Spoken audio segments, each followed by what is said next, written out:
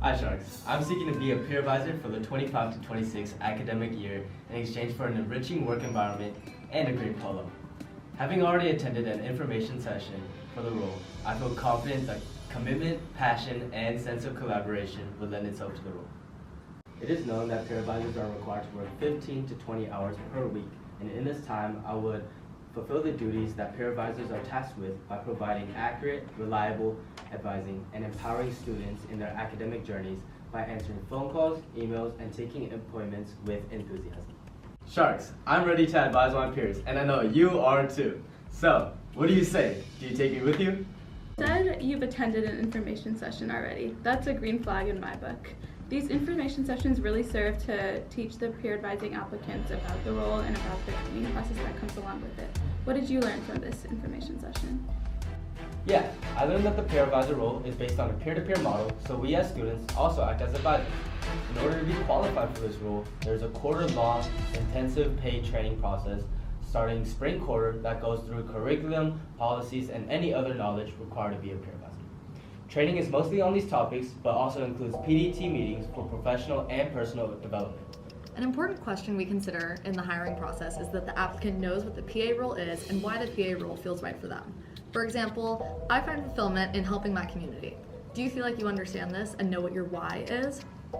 From my understanding, peer advisors are primarily advisors, so they help students with academic policies, degree progress, and course scheduling questions. Along with that aspect of the role, peer advisors also form teams like Change of Major, Study Abroad, and Marketing, where they work on these teams along with their general peer advisor role. Outside of the office, peer advisors are also teacher assistants for BIS 100 and represent the college in college events such as Open House and Week of Welcome.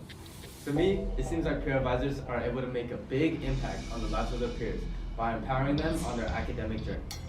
For me, forming authentic connections with my community is gold. That's so great to hear, and I think you have the right idea. There's no correct answer to why someone would want to be a PA. At its core, it's about uplifting your community and just helping those around you. From my perspective, it sounds like you have a lot to add to our team, but I do have a few logistical questions that are important to consider if you don't mind. Absolutely, go ahead. So you've already attended a mandatory info session, which is great, but in order to be a peer advisor, you do need to be an OCUP student, and you can't hold another student services paid position. Well, Sonia, you're in luck because I fulfill both of those requirements. If I can just jump in here, Christian, it sounds like you meet the requirements and you have a real excitement about the role. So for those reasons, I'm going to cut you a deal.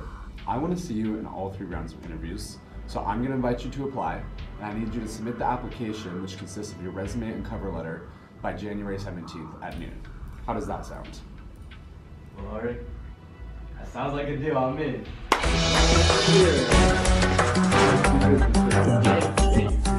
Hi folks, thanks for joining tonight's episode of Advising Tank.